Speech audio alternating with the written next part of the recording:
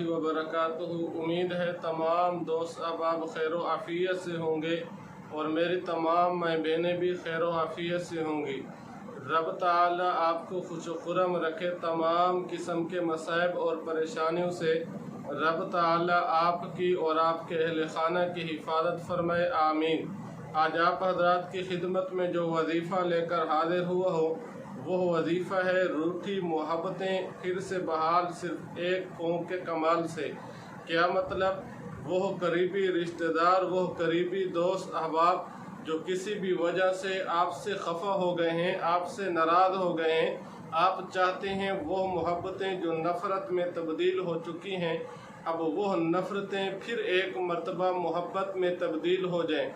वो करीबी रिश्तेदार जो आपका दस्ते बाजू थे फिर एक मर्तबा हमारे साथ फिर वो दस्ते बाजू हमारा बन जाए।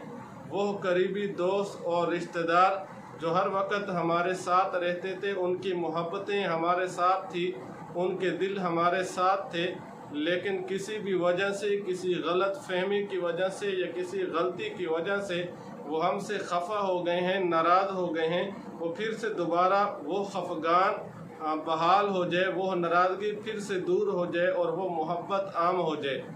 अगर इसी तरह मामला आपके साथ पेश आया है, अगर वालिदैन आपसे नाराज़ हैं या कोई भाई भाई से नाराज़ है, बहन बहन से नाराज़ है, करीबी रिश्तेदार किसी भी करीबी रिश्तेदार से नाराज़ है, वो चाहता है कि हमारे रिश्तेदार हमसे राज़ी हो जाएं, वो नफ़रतें, वो मोहब्बतें जो नफ़रत में तब्दील हो चुकी हैं फिर एक मर्तबा वो नफ़रत मोहब्बत में तब्दील हो जाए। लेकिन वजीफ़ा की तरफ बढ़ने से पहले आपसे एक छोटी सी दरख्वास्त और गुजारिश है कि आप हमारे चैनल को सब्सक्राइब कर दें। सब्सक्राइब करने के बाद बेल दबा दिया करें ताकि हमारी हर आने वाली वीडियो आप तक आसानी से पहुंच सके और आप आसानी से मुस्तफ़ीद हो सकें। आज का हमारा वजीफ़ा वो क्या है कि रूठी मोहब्बतें फिर से बहाल सिर्फ एक फूंक के कमाल से।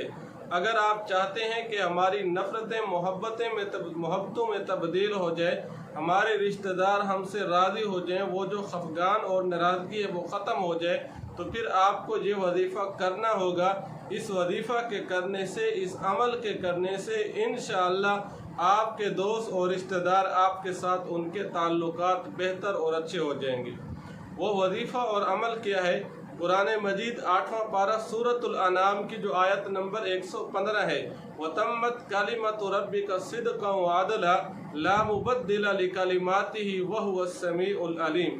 इस आयत करीमा को आप चंद मरतबा पढ़कर तसव्वुर में जो बंदा आपसे नाराज़ है, गलत फहमी की वजह से या किसी भी गलती की वजह से इस वजीफ़ा और अमल के करने से इंशाअल्लाह वो राज़ी हो जाएगा।